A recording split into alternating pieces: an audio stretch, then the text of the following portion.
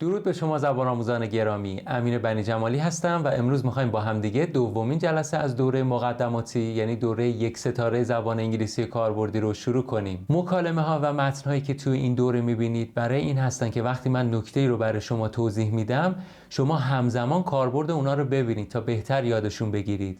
و اگه همه جملات رو متوجه نمیشید این اشکالی نداره، چون شما باید به همون نکته‌ای که من دارم بهتون توضیح میدم دقت بکنید.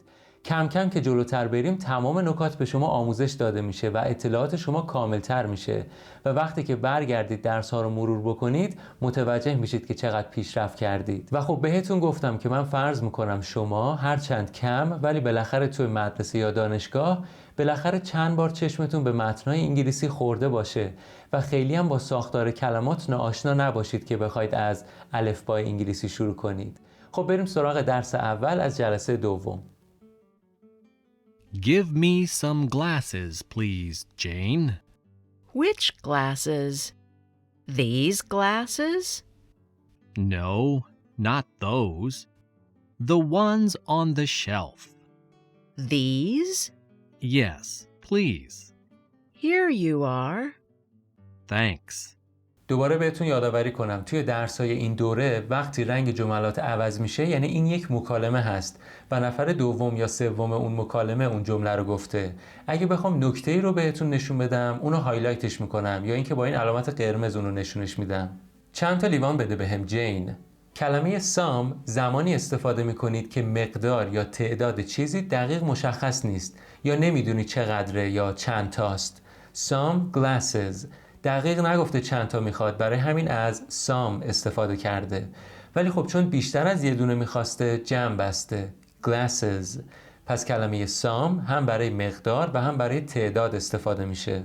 خب جمله بعدی که مثل همون سوالی هست که توی درس آخر جلسه قبلی داشتیم. اونجا گفته بود which book کدوم کتاب. حالا پرسیده which glasses کدوم لیوانا. یادتونه نکتهش چی بود؟ فعل کمکی بعضی جاها توی مکالمه ها پنهان میشد چون از خود متن معلومه درباره چی داره حرف میزنه. Which glasses do you want؟ کدوم لیوانا رو میخوای؟ که آخرش رو کوتاه کرده و فقط گفته which glasses. جمله بعدی هم بازم سوالی هست ولی اصلا شبیه به سوال نیست از نظر ساختاری چون فعل نداره دیگه. تنها چیزی که اینو شبیه به سوال کرده علامت سوال آخرش و خب لحن اون کسی هست که پرسیده. اولا بازم مکالمه روزمره هست و خب توی موقعیت معلومه که داره به اون لیوانای مشخص اشاره میکنه و میگه اینا. پس بازم تونسته فعل رو حذف کنه. کاملش چی بوده؟ Do you want these glasses؟ ببینید هم فعل کمکی داره و هم فعل اصلی ولی خب نیاز نبوده انقدر طولانیش کنه و کوتاهش کرده. پس هم توی WH question ها و هم توی yes no question ها میشه فعل کمکی و هم فعل اصلی رو حذفشون کنیم. کجاها؟ توی مکالمات روزمره و جایی که موقعیت واضحه درباره چی دارید حرف میزنید. خب دوما گفتم لحن شخص هم مهمه که بفهمی این سواله. اگه میگفت these glasses میشه این لیوانا ولی همونو با لحن متفاوت گفته these glasses این لیوانا. یا اگه فقط میگفت these میشه اینا. خب توی فارسی هم داریم اینجوری ولی تأکید من اینجا اینه که شما موقع انگلیسی حرف زدن مثل ربات صحبت نکنی. صداتون رو بالا و پایین ببرید، از پیشونی، چشمها و دستاتون موقع حرف زدن استفاده کنید. خیلی جذاب تره. جمله بعدی No, not those. No, not those glasses. No, I don't want those glasses. لازم نبوده اینقدر طولانی بگه واسه همین خیلی کوتاهش کرده. تنها چیزی که تو این ستا که الان خوندم مهمه اینه که هر ستاشون not دارن پس جمله منفیه. خب ادامش جلسه قبلی هم داشتیم البته.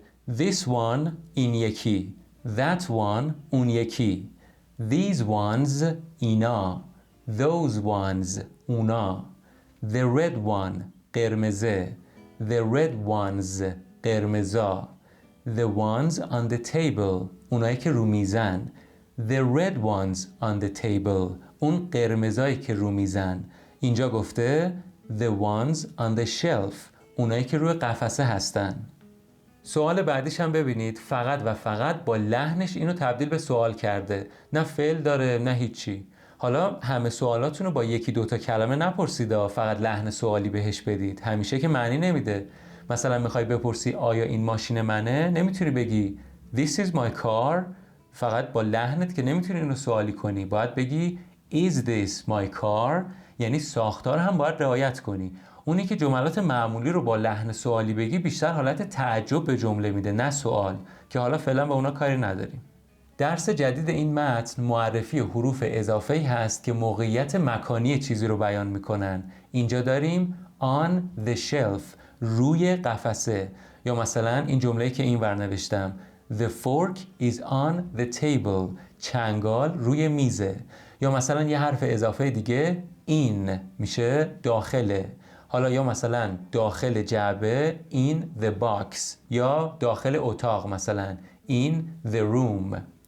و یه نکته هم که حالا توی متن‌های بعدی بهش میرسیم اینه که فرق روی و بالای دقیقا مثل فارسیه. یعنی وقتی دو تا چیز با هم در تماس فیزیکی هستن شما میگید آن، روی. مثلا قاب عکس روی میزه. اگه above استفاده کنید یعنی تماس فیزیکی ندارن و بالاشه، مثلا قاب عکسی که بالای میز به دیوار هست. خب بقیه متن هم که چیزی نداره که توی جلسات قبلی اونو توضیح نداده باشم. Which glasses does the man want? بازم یادآوری، سوال WH question با کلمه which یعنی کدوم. Which glasses، کدوم لیوانا. فعل کمکی does، فعل اصلی want، و بازم does و doesn't دزدن، اس فعله رو میدزدن. does و does not که توی جمله هست فعل اصلیمون اس سوم شخص نمیگیره. Mrs. Smith's kitchen is small. There is a refrigerator in the kitchen. The refrigerator is white. It is on the right. There is an electric cooker in the kitchen. The cooker is blue. It is on the left. There is a table in the middle of the room. There is a bottle on the table. The bottle is empty. There is a cup on the table too. The cup is clean.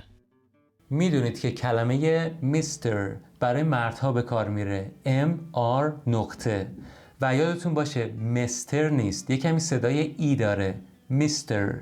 حالا برای خانوم ها فرق داره، هم تلفظش و هم نوشتنش.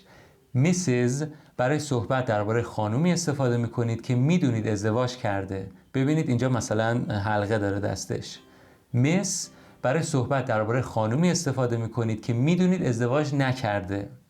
میز برای صحبت درباره خانومی استفاده میکنید که نمیدونید ازدواج کرده یا نه و نمیخواید مستقیم بیان کنید. میسیز، میس، میز. فامیلش هست سمیث، حالا اسم مالکیت هم گرفته شده سمیثز. نیاز داره که شما یک کمی تمرین کنی. سمیثز، سمیثز، سمیثز. خب حالا یه نکته جالب و خیلی مهم که همین الان که اول راه هستید باید حواستون باشه و اونو یاد بگیرید. گربه به انگلیسی میشه کت، اگه بخوای جمع ببندیش میشه کتس. سگ به انگلیسی میشه داگ، اونو بخوای جمع ببندی میشه داگز. اس جمع، اس سوم شخص و اس مالکیت بعضی جاها س تلفظ میشن و بعضی جاها ز تلفظ میشن. خیلی وقتا شما به صورت ناخودآگاه اونا رو رعایت میکنید. توی درس اول دوره 3 ستاره دربارش زیاد حرف زدم. حالا اگه الان بخوام خیلی ساده براتون بگم، دستتون رو بذارید روی گلوتون و اون کلمه مورد نظرتون رو که داشتید میگفتید، اگه موقع گفتنش صدای آخر اون کلمه، ببینید صدای آخرش رو، به حرف آخرش کاری نداریم، اگه صدای آخرش باعث لرزش گلوتون شد، موقع اس اضافه کردن اون رو ز تلفظ میکنید. اگه صدای آخرش باعث لرزش گلوتون نشد، اون رو س تلفظ میکنید. پس اگه صدای آخر اون کلمه باعث لرزش گلوتون شد، وقتی که اس بهش اضافه میکنید اون رو ز تلفظ میکنید. اگه صدای آخر کلمه باعث لرزش گلوتون نشد، موقع اس اضافه کردن اون رو س تلفظ میکنید. بیاید چند تا مثال بزنیم. مثلا کلمه کت، دستتون رو بذارید روی گلوتون، با هم دیگه تمرین کنیم. کت، کت، ت، ت. صدای ت باعث لرزش گلوتون نمیشه، برای همین وقتی اون رو جمع میبندید میگید cats، cats با صدای س تلفظ میشه. ولی کلمه داگ، دستتون رو بذارید روی گلوتون دوباره، داگ، گ، گ، صدای آخرش باعث لرزش گلوتون میشه، برای همین وقتی اون رو جمع میبندید میگید داگز، داگز. حتما با چند تا کلمه دیگه هم برای خودتون تمرین کنید. نکتهش همین بود، چیز خاصی نداشت. نکات تکمیلی تر توی درس اول دوره 3 ستاره براتون موجوده. اولا که توی این متن چند تا صفت یاد میگیرید و اینکه رنگا هم میتونن در نقش صفت باشن دیگه. علاوه بر اسم میتونن صفت هم باشن با توجه به جمله. مثلا green is my favorite color، سبز رنگ مورد علاقه منه. اینجا green اسم هست، ولی وقتی بگید grass is green، چمن سبزه، اینجا green در نقش صفت adjective هست. There is و there are توی جلسه قبلی هم داشتیم. وقتی توی جمله استفاده میکنید که میخواید بگید یه چیزی یا چیزایی وجود داره، حالا به صورت سوال بخواید بپرسید میشه is there یا are there، آیا وجود داره؟ بعدش هم چند تا حروف اضافه مربوط به موقعیت مکانی یاد داده بهتون. آن و این که توی متن قبلی هم بود، روی و داخله. حالا یا داخل مثلا جعبه یا مثل اینجا داخل آشپزخونه. و اینکه جهت هم بخوای بگی، مثلا اینجا گفته یخچال سمت راسته و گاز سمت چپه، میگی on the right و on the left، سمت راست سمت چپ. و اینکه in the middle میشه در وسطه، in the middle of the room میشه در وسط اتاق، in the middle of the room. کلمه‌ای که میخواد یه چیزی رو توصیف کنه، یعنی صفتی که میخواد یه اسم رو توصیف کنه، همیشه قبل از اون اسم میاد که میخواد توصیفش کنه. مثلا an empty bottle، یه بطری خالی. برعکس فارسی هست که اسم اول میاد و بعد صفت. بطری خالی، empty bottle. حالا این جملاتی که با براکت مشخص کردم رو میشه شما ترکیب کنید و توی یه جمله بگید. بیاید با هم تمرین کنیم. There is a white refrigerator on the right. There is a blue electric cooker on the left. There is an empty bottle on the table. There is a clean cup on the table. خودتون هم اینا رو حتما تمرین کنید. What color is the electric cooker? حالا اینجا نگید بلو و فکر کنید جواب دادید بعد برید متن بعدی. جواب کامل بدید به این سوالا. یه یادآوری دیگه. What color is the electric cooker؟ یعنی اون اجاق گاز برقیه چه رنگیه؟ درباره یه چیز مشخصی داره حرف میزنه، همونی که توی تصویر دیدید. حالا اگه بگه What color is an electric cooker؟ یعنی یه اجاق گاز برقی چه رنگیه؟ سوالش کلیه، در مورد همه اجاق گازا در حالت کلی داره میپرسه و نه اونی که توی متن هست. و خب هر رنگی میتونه باشه دیگه اجاق گازا. توی جلسه قبلی هم توی یک سوال فرق the children و children اینو با هم دیگه بررسی کردیم. اینجا هم پس فهمیدیم فرق the electric cooker و an electric cooker چی هست. Mrs. Smith's living room is large. There is a television in the room. The television is near the window. There are some magazines on the television. There is a table in the room. There are some newspapers on the table. There are some armchairs in the room. The armchairs are near the table. There is a stereo in the room. The stereo is near the door. There are some books on the stereo. There are some pictures in the room. The pictures are on the wall. بازم برای اینکه بگی یه چیزی وجود داره میگی there is. برای چند تا چیز میگی there are. یه حرف اضافه جدید هم اینجا هست. near یعنی نزدیکه. near the window نزدیک پنجره. و وقتی یه چیزی رو مثلا یه قاب عکسی رو زدید به دیوار هم از آن استفاده میکنید. مثل on the wall یعنی به دیوار. و دوباره توی چند تا موقعیت اینجا میبینید که از کلمه some استفاده شده. some books چند تا کتاب. اسم بعدش هم اگه دقت کنید ببینید تو همه این موقعیت ها به صورت جمع نوشته، مثل همون glasses که توی متن اول داشتیم. حالا بعدا میرسیم به یه سری از اسما که اونا اصلا اسم جمعن، دیگه نمیشه جمعشون ببندی. یا مثلا یه کلمه مثل کیک با توجه به منظورتون یا میشه جمع بست یا نمیشه. مثلا وقتی میگی یه مقداری کیک اینو جمع نمیبندیم دیگه، ولی اگه چند تا کیک جدا از هم باشه این جمع بسته میشه. حالا به اینا همه میرسیم مال بعد این موضوع. Where are the books? یه کلمه سوالی جدید که با WH شروع میشه. Where. وقتی استفاده میکنید که میخواید جای چیزی یا کسی رو بدونید، بپرسید. بعدش هم سریع فعل کمکی میاد. فعل کمکی هم که انواع زیادی داشت. am, is, are, do, does و حتی have, has, can, will که خب هنوز به اینا و خیلی های دیگه نرسیدیم. به اینا میرسیم به موقعش. Come in, Amy. Shut the door, please. This bedroom's very untidy. What must I do, Mrs. Jones? Open the window and air the room. Then put these clothes in the wardrobe. Then make the bed. Dust the dressing table. Then sweep the floor. توی جلسه قبلی یادتونه گفتیم وقتی یک گروهی از کلمات رو با هم دیگه به کار ببریم به ترکیبی که به وجود میاد میگن collocation که یه ترکیب ثابت هست که همیشه با هم استفاده میشن. مثلا همون جلسه قبلی توی یه سوال داشتیم a problem with. مثلا is there a problem with the door؟ اون دره مشکلی داره؟ این ثابته. یعنی چی ثابته؟ یعنی شما نمیتونی بگی is there a problem about the door؟ این غلطه. حالا اینجا هم از این ترکیب ثابت ها دو تا جدید میبینیم. shut the door یعنی در رو ببند. make the bed یعنی تخت خواب رو مرتب کردن، یا اگه به صورت جمله امری بگی میشه تخت خواب رو مرتب کن.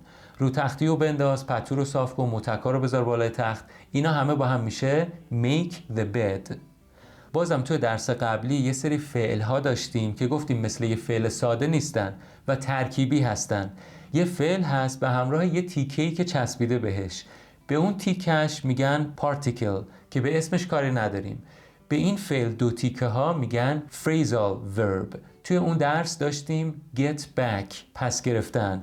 حالا اینجا داریم come in بیا داخل. به کسی که دم در وایساده میگی come in بیا تو. چند تا phrasal verb پرکاربرد دیگه هم براتون نوشتم. turn on turn off که خیلی معروفن، روشن کردن و خاموش کردن. put on میشه پوشیدن، پوشیدن لباس.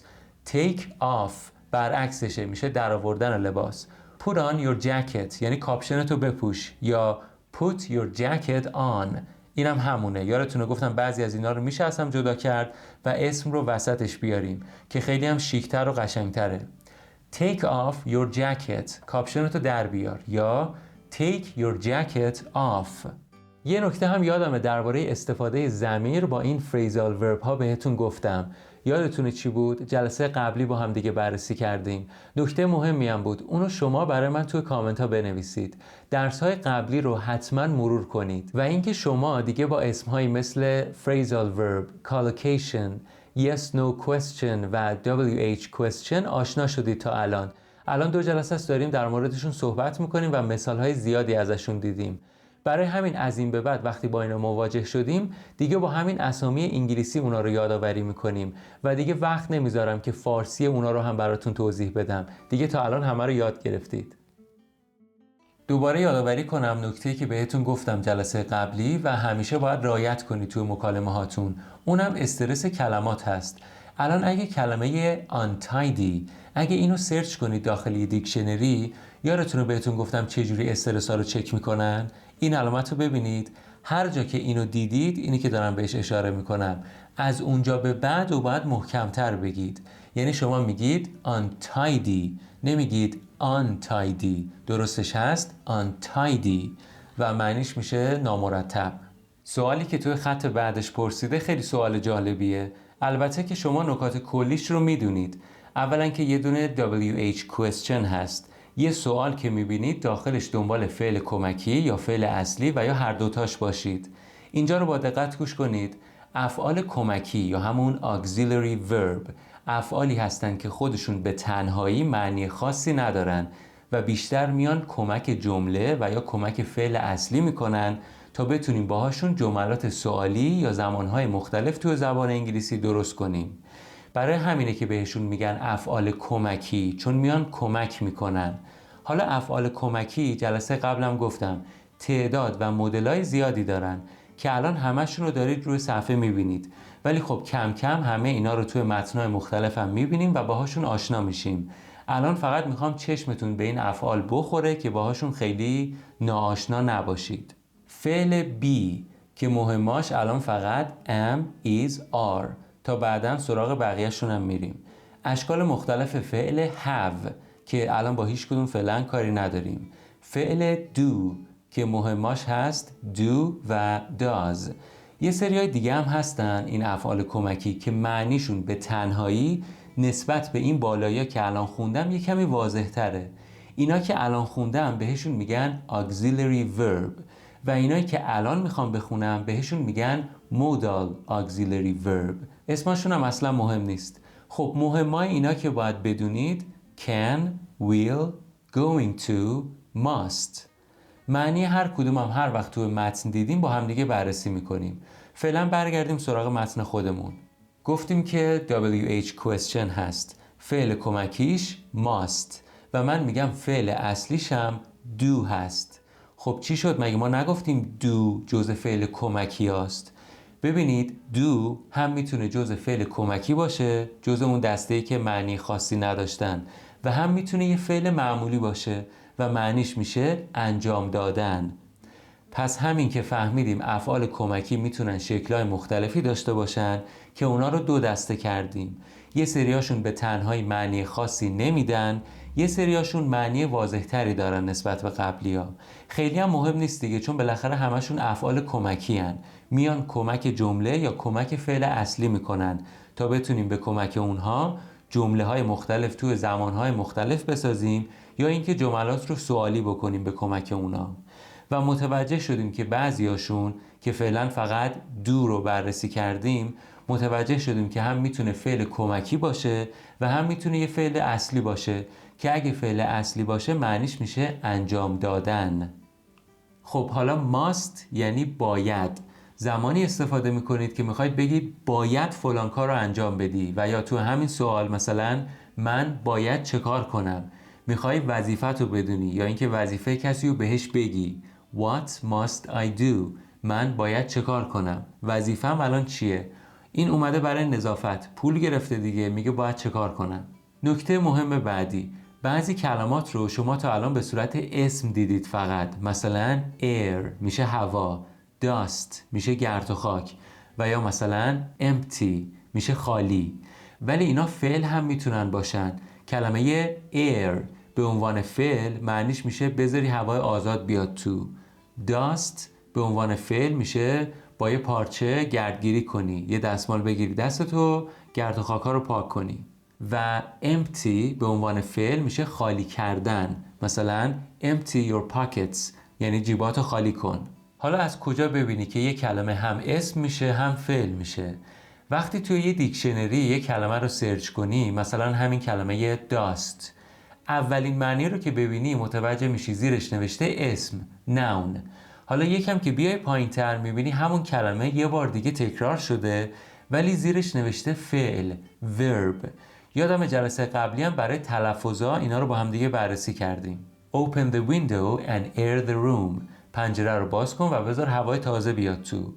کلمه wardrobe به کمد لباس میگن wardrobe و dressing table این هم میشه میز آرایش dressing table. sweep میشه جارو زدن then sweep the floor یعنی بعدش هم کف رو جارو بزن. sweep برای جارو دستی استفاده میشه و اون وسیله‌ای که باهاش sweep میکنن اسمش هست broom. پس broom میشه جارو دستی. کاری که باشه انجام میدن sweep هست. جارو برقی میشه vacuum cleaner. جارو برقی زدن یعنی فعلش میشه vacuum.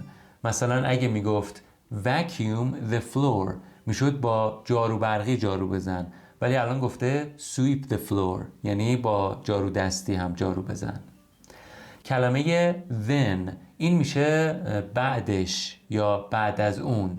منظورش این بوده که این کارو بکن بعدش اون کارم بکن. then. یه کلمه اینجا هست clothes. این یه اسم جمعه، به لباسا میگن، کلا هرچی لباس با همه. به تلفظش دقت کنید. clothes. خیلی ساده است، فقط باید حواستون باشه. How must Amy clean the floor? یادتونه که گفتم سوالهایی که با how شروع میشن هم جزء WH question ها به حساب میان، با اینکه اولش WH نداره. ادامهش هم که فعل کمکی و بعدش هم فعل اصلی. دیگه اینا رو باهاشون کاملا آشنا دارید میشید. Where's Sally, Jack? She's in the garden, Jean. What's she doing? She's sitting under the tree. Is Tim in the garden too? Yes, he is. He's climbing the tree. I beg your pardon? Who's climbing the tree? Tim is. What about the dog? The dog's in the garden too. It's running across the grass. It's running after a cat. خب از اینجا میخوایم یه موضوع جالب و مهم رو با هم شروع کنیم. اونم صحبت درباره زمانهای مختلف توی زبان انگلیسی هست. زمان گذشته، زمان حال و زمان آینده. البته الان از زمان حال میخوایم شروع کنیم. هر کدوم از زمانها خودشون چند مدل مختلف دارن که هر کدوم از اون مدل‌ها کاربردهای مختلفی توی موقعیت‌های مختلف داره و کم کم همشون رو توی متن‌ها میبینیم و بررسی میکنیم. به زمان حال میگن present tense. اولین و ساده ترین مدلش هم زمان حال ساده هست. simple present یا present simple. یکی از کاربردهای present simple اینه که میخواید موقعیت یا حالتی که همین الان هست رو بیان کنی. دوباره میگم موقعیت یا حالتی که همین الان هست رو بیان میکنه. با مثال بهتر متوجه میشید. فقط قبل از مثالا بهتون بگم که گفتم موقعیت و حالت، نگفتم یک کار یا عمل. به موقعیت و حالت میگن state، به کار یا به یه عملی میگن action. نمیگه الان این کار داره انجام میشه، میگه الان موقعیت اینه. حالا ممکنه بعداً اینجوری نباشه. پس ماهیت این موقعیت موقته، ممکنه دائمی نباشه. و ساختارش مثل همه جمله ها فاعل فعل هست. چیز خاصی برای حفظ کردن نداره. فاعل که میتونه هر چیزی باشه، مثلا I, you, we و یا ضمایر دیگه، یا مثلا John, Mary, that man, my brother. و فعل هم توی این حالت فعلا فقط am, is, are. به اینا میگن افعال to be، معنی بودن میدن همشون. اینا افعال کمکی یعنی که الان توی این حالتی که داریم بررسی میکنیم در نقش فعل اصلی جمله هستن. چند تا مثال بزنیم. He is tired. اون خسته است. We are friends. ما با هم دوستیم. It is cold today. امروز هوا سرده. They are funny. اونا بامزن. خب اینا منفی هم میشن. برای منفی کردن جملات یادتونه بهتون گفتم فقط not بهش اضافه میکنید. He isn't tired. اون خسته نیست. We aren't friends. It is not cold today. They aren't funny. معنیاشون هم که دیگه خیلی ساده است. حالا اینا رو به صورت سوالی هم میتونیم بپرسیم. خیلی راحت جای فعل و فاعل عوض میشه. Is he tired? Are we friends? Is it cold today? Are they funny? معنیاشون هم باز خیلی ساده است. اینا yes no question بودن. میتونه یه دونه WH question هم باشه با کلمه سوالی where is he. درباره کجا بودنش داره سوال میپرسه. ببینید سوالا باید یه جوری باشن که در مورد موقعیت یا حالت سوال کنن توی این کاربردی که داریم بررسی میکنیم. خب این یکی از کاربردهای زمان present simple بود که درباره یه حالتی حرف میزنید، درباره کاری حرف نمیزنید. و خب حالت رو میشه با افعال دیگه هم بیان کرد، مثلا know دونستن یا like دوست داشتن. اینام اکشن نیستن، state هستن که فعلا با اینا کاری نداریم، با افعال دیگه کاری نداریم. فعلا فقط am is are. خب بریم سراغ متن خودمون. اینجا پرسیده where is she در مورد موقعیتش پرسیده. she is in the garden توی باغه. دوباره موقعیتش رو گفته. درباره کار خاصی حرف نمیزنه. یا بعدش پرسیده is he in the garden آیا اون توی باغه؟ پس present simple رو به صورت سوالی هم با yes no question و هم با WH question اینجا دیدیم. حالا یه جمله دیگه. به زمان حال گفتیم میگن present tense. اولین مدلش که الان بررسی کردیم بود present simple و حالا دومین مدلش بهش میگن present continuous. ببینید اسم فارسیشون هم کاری نداریم. حال استمراری و بعید و از اینا من نه بلدم نه بهتون میگم. یکی از کاربردهای present continuous اینه که میخواید بگید یه عملی الان داره اتفاق میفته. یه عمل یعنی یه اکشن الان داره اتفاق میفته یا در حال اتفاق افتادنه. پس اولا یه عمل هست و یه حالت نیست، یعنی یه اکشن هست، state نیست. دوما ساختارش مثل همه جمله ها دوباره فاعل فعل چیز خاصی برای حفظ کردن نداره. فاعل میتونه هر چیزی باشه. I, you, we, Joe, Sophie, his father. و فعل هم توی این حالت am, is, are به اضافه یه فعل اصلی که اون فعل اصلی دیگه ing داره. اینجا اما is و are فعل کمکی هستن و معنی بودن دیگه نمیدن مثل قبلیا. فعل کمکی هن. قبلیا to be بودن که فعل اصلی هم بودن، مثل do که گفتم هم میتونه فعل کمکی باشه و هم فعل اصلی که اگه فعل اصلی بود معنی انجام دادن میداد. اینجا هم اما is و are فعل اصلی دیگه نیستن، فعل کمکی از نوع be هستن و دیگه معنی بودن نمیدن، to be نیستن. حالا چند تا مثال. He is playing الان داره بازی میکنه. ببینید یه کاری هست که الان داره انجام میشه. فعل کمکی is به همراه فعل اصلی که ing داره. play به اضافه ing is playing. We are cooking ما داریم آشپزی میکنیم. It is closing داره بسته میشه. They are moving دارن حرکت میکنن. و دوباره اینا منفی هم میشن. خیلی ساده بهشون not اضافه میکنید. He isn't playing. We aren't cooking. It is not closing. They aren't moving. باز معنیاشون هم خیلی ساده است. حالا اینا سوالی هم میشن. خیلی راحت فعل کمکی رو میارید اول جمله. Is he playing؟ آیا داره بازی میکنه؟ Are we cooking؟ آیا ما داریم آشپزی میکنیم؟ Is it closing؟ داره بسته میشه؟ Are they moving؟ دارن حرکت میکنن؟ اینا yes no question بودن. میتونن WH question هم باشن با کلمات سوالی where یا what. What is he doing؟ داره چه کار میکنه؟ Where are they going؟ دارن کجا میرن؟ ببینید سوالاش باید یه جوری باشه که در مورد یه کاری سوال بپرسه. انجام دادن، رفتن. خب این یکی از کاربردهای زمان present continuous بود که درباره یک کاری که الان در حال انجام شدن حرف میزنید. و خب حالت رو نمیشه با present continuous بیان کرد. حالت رو مثلا نمیتونیم بگیم he is knowing اینجوری نداریم. حالا فعلا با اینا کاری نداریم، بهشون میرسیم. بریم سراغ متن خودمون. What is she doing؟ اینجا پرسیده که الان داره چه کار میکنه. سوالی هست. She is sitting under the tree. الان نشسته زیر درخت.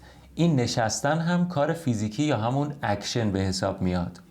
خب تمام این دوتا حالتی که با هم بررسی کردیم، یعنی present simple و present continuous، اینا رو اینجا براتون از توی متن جملاتش رو جدا کردم و این کنار نوشتم. حتما همین الان فیلم رو پاز کنید و همشون رو بخونید و با اون توضیحاتی که دادم اینا رو تطبیق بدید و برای خودتون مرور کنید.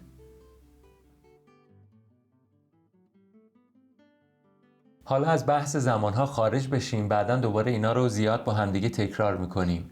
اینجا که نوشته the tree چرا نگفته a tree؟ ببینید چند بار تا الان این مسئله رو با همدیگه بررسی کردیم. اگه 5 تا درخت تو باغ بود و میخواست بگه داره از یه درخت میره بالا، میگفت he's climbing a tree، داره از یه درختی میره بالا. ولی وقتی فقط یه درخت هست و میخواد بگه از همون درخته داره میره بالا، میگه he's climbing the tree.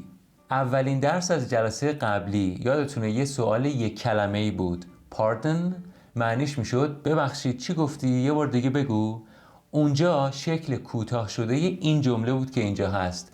گفتم کاملشم براتون بنویسم که اینم ببینید. I beg your pardon. دنبال معنی کلمه به کلمه هم نباشید. یه عبارت ثابت با یه معنی ثابتی هست. ببخشید چی گفتی؟ یه بار دیگه بگو. به اینا میگن phrase، عبارت. حالا اسمها رو تا زمانی که دائما تکرار نکردیم توی دوره ها باهاشون کاری نداشته باشید. وقتی هم که زیاد اونا رو تکرار کردیم دیگه با اسم انگلیسیشون اونا رو یاد بگیرید. خب دوباره داریم WH questionی میبینیم که زمانش present continuous هست. اینو با هم دیگه بررسی کردیم. اینجا که گفته team is، کوتاه کرده جوابشو، چون قبلش کامل گفته بود team is climbing the tree. کوتاه شده همینه که اینجا گفته. سوال بعدی what about the dog؟ سگه چطور؟ what about the dog؟ اینم از همون سوالایی هست که فعل نداره چون کوتاهش کرده، به خاطر اینکه متنمون و موقعیت این اجازه رو بهمون میده. یعنی معلوم فعلمون چیه چون قبلا اونو بیان کردیم. یعنی چی؟ پرسیدیم که دختره چه کار میکنه، پسره چه کار میکنه، حالا گفته سگه چطور. خب یعنی سگه داره چه کار میکنه. What is the dog doing؟ اما تکراری نپرسیده دیگه. یادتونه which book و which glasses اینا هم همین بود که تو درس‌های قبلی با هم دیگه بررسی کردیم. یعنی چون معلوم بود منظورش چیه سوال رو کوتاه کرده. 2 تا حرف اضافه نشون دهنده موقعیت مکانی هم اینجا داریم. under میشه زیره و across میشه از یه طرف تا یه طرف دیگه. مثلا اینجا running across the grass میشه از یه طرف چمن تا اون طرفش داره میدوه. و دوباره ببینید اینجا گفته the dog و a cat. معلومه سگی رو میشناسن، یعنی یا سگ خودشونه یا این یه سگ خاصیه که همش میاد توی باغ اونا. اما گربه یه گربه معمولیه، تا حالا ندیدنش. پرسیده سگه داره چه کار میکنه؟ جواب داده داره میدوه دنبال یه گربه ای. تا الان چند جا هم توی این جلسه و هم جلسه قبلی فرق the و a و یا اینکه اصلا the استفاده بکنیم یا نه رو بررسی کردیم. دیگه از این به بعد بهشون که رسیدیم توضیح تکراری نمیدم. ببینید برای سگ از it استفاده کرده که خب حالت معمولش هم همینه. یا وقتی نمیدونی جنسیت حیوان چیه میگی it. اما اگه یکم رابطت با حیوان صمیمی‌تر باشه، مثلا حیوان خونگیت باشه که کاملا میشناسیش و جزء خانواده و زندگیته، میتونی از he و she استفاده کنی که خیلی هم شیکتر و قشنگتره. یه فریزال ورب جدید هم داریم که گفتم قرار شد از این به بعد با همین اسم دیگه صداشون کنیم. فریزال ورب. کدومه؟ run after، یعنی دنبال چیزی یا کسی دویدن. الان سگه داره میدوه دنبال گربهه. run after. Is the cat climbing the tree? اینجا درسته گفته the cat، نگفته a cat، چون منظورش همون گربه هست که توی متن داشت دربارش حرف میزد. اون گربه‌ای که سگ دنبالش بود داره از درخت میره بالا، نگفته آیا یه گربه‌ای داره از درخت میره بالا. اون میشد is a cat climbing the tree. خب این متنمون خیلی متن اساسی و پر از نکته‌ای بود. به عنوان تمرین برای زمان present simple و present continuous برای هر کدومشون یه جمله معمولی و 2 تا جمله سوالی بنویسید. یعنی یه دونه yes no question و یه دونه هم WH question. پس شد 6 تا جمله برای کاربردهایی که تا الان یاد گرفتیم. البته کاربرداشون خیلی بیشتر از اینن ولی خب هنوز بهشون نرسیدیم. پس این تمرین رو فراموش نکنید. It is a fine day today. there are some clouds in the sky. But the sun is shining. Mr. Jones is with his family. They are walking over the bridge. There are some boats on the river. Mr. Jones and his wife are looking at them. Sally is looking at a big ship. The ship is going under the bridge. Tim is looking at an airplane. The airplane is flying over the river. این متن پر از جملات present simple و present continuous هست. سیمپل ها با قرمز و continuous ها با سبز الان براتون مشخص شده و اونا رو میبینید. خودتون همین الان فیلم رو پاز کنید و یه نگاهی به همشون بندازید.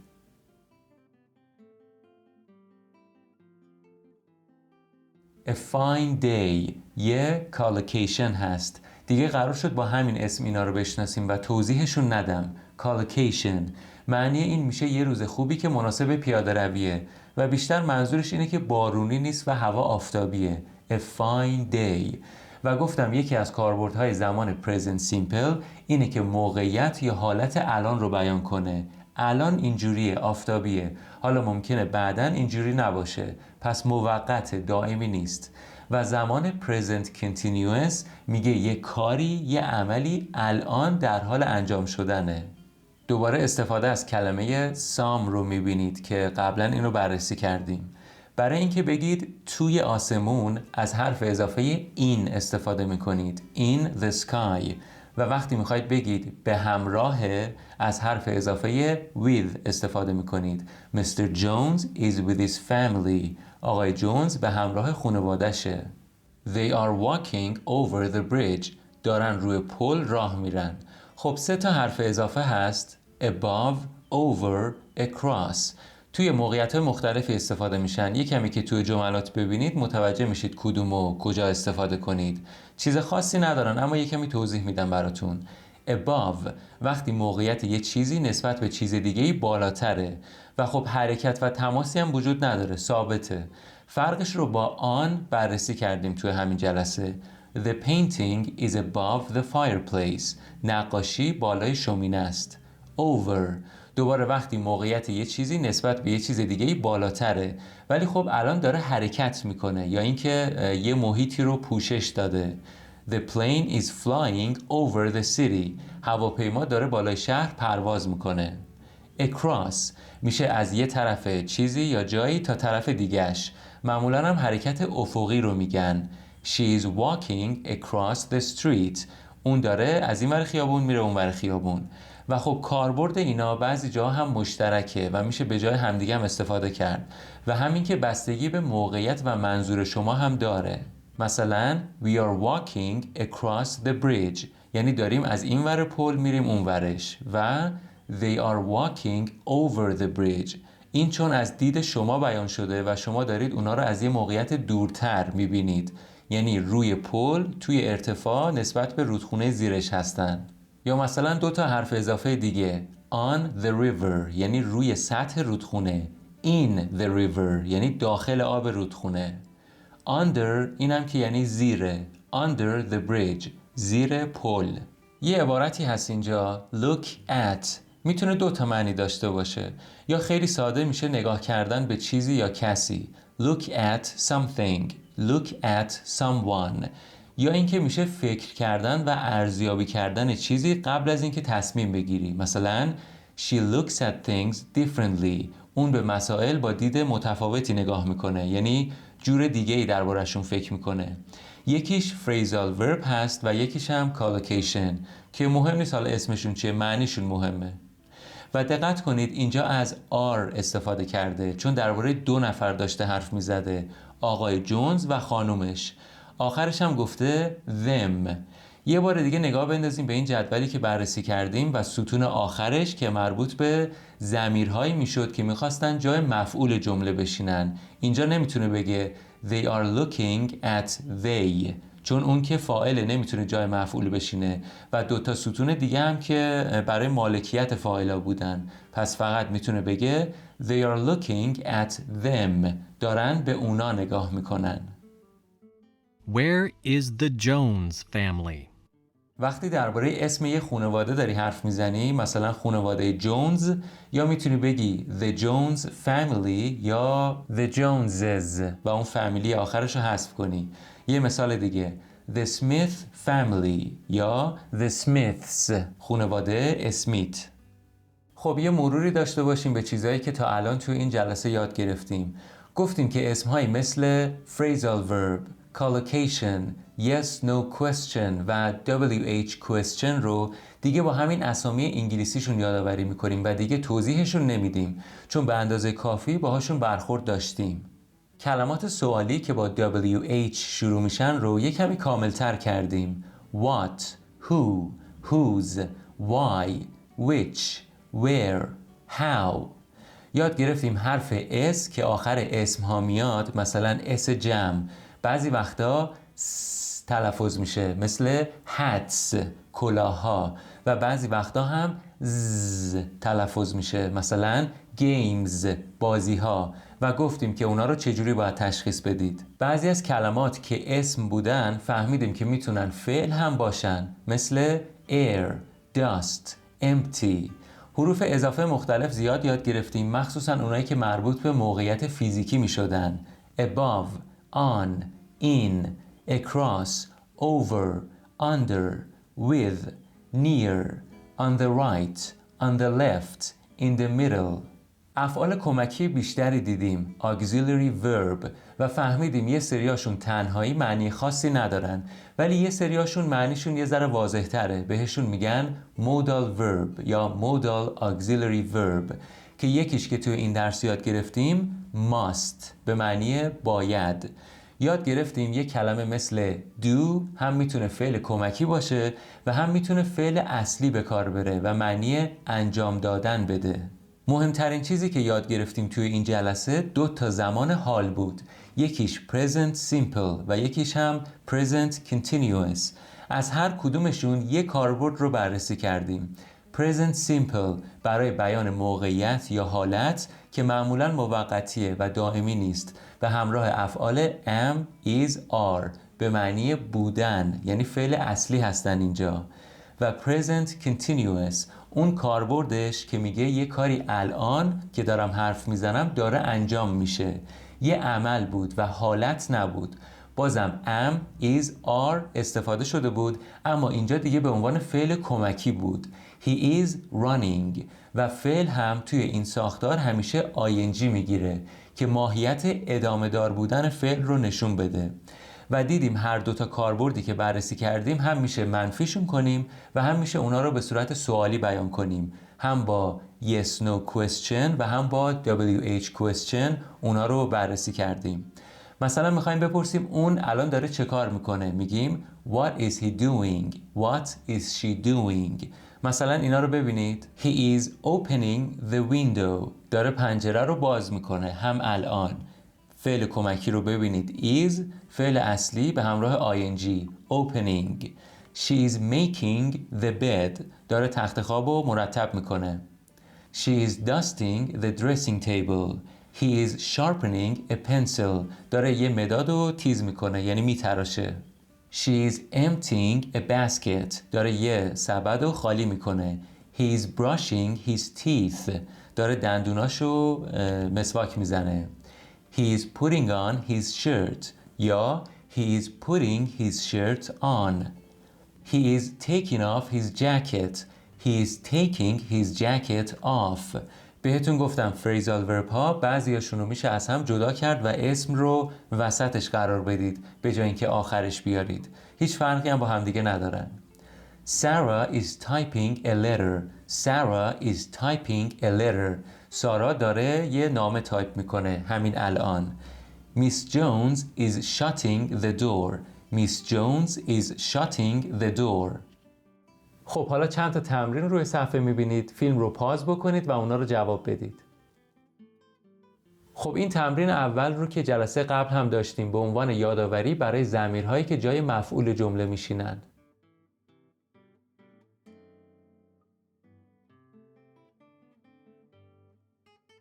برای هر کدوم از جای خالی ها یکی از این دوتا کلمه رو بنویسید. خیلی دربارشون صحبت کردیم.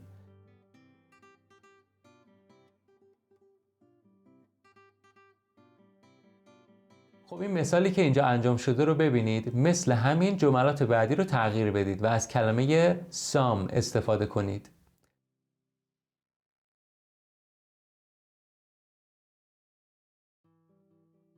بازم بهتون میگم پیوسته تمرین کردن و مرور مطالبی که یاد گرفتید یکی از مهمترین المان‌های یاد گرفتن زبان انگلیسی هست. جواب 4 یا 5 تا از سوال‌هایی که آخر هر کدوم از متن‌ها دیدید برای من بنویسید. اونایی که فکر می‌کنید سخت‌تر بودن و یا اینکه احتمال میدید اونا رو اشتباه جواب داده باشید. اونا رو برای من بنویسید، من خودم اونا رو می‌بینم و جوابتونم میدم. و یا اگه سوال دیگه‌ای داشتید حتما از من بپرسید. اینم از جلسه دوم زبان انگلیسی کاربردی 1 ستاره دوره مقدماتی. امین بنی جمالی هستم. مراقب خودتون باشید.